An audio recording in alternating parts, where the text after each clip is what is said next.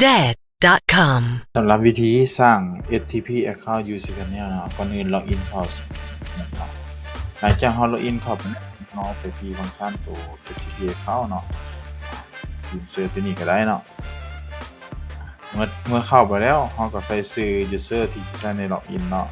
แล้วก็ใส่เลือกโดเมนที่เราจะใช้ล็อกอินเข้าตัว STP เนาะซึ่งเราใช้เป็นตัวนี้หลังจากนั้นเราก็ใส่รหัส password ที่เราจะใช้งานล็อกอินเนาะ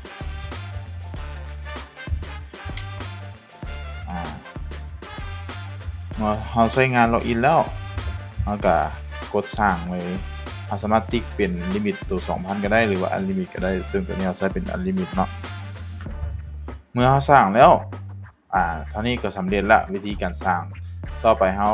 จะเอาไปใช้งานจังได๋เนาะเราซึ่งว่าตัวที่ใช้งานนี่มันจะมี2ตัวเนาะจะเป็นตัว FileZilla เนาะแล้วก็อีกตัวนึงจะเป็นตัว Pin SCP นี่เนาะซึ่งเราปัจจุบันเราใช้เป็นตัว FileZilla เนาะแบบนี้เราจะล็อกอินเราคิดจังได๋เราต้องไปเอา IP ตัว hosting ของเราเนาะหลังจากเราได้IP ของเราแล้วเราก็มาใส่ตัวนี้เนาะใส่ IP หรือใส่ user ที่เราสร้างเนาะซึ่งเราสร้างแล้วก็ใส่ password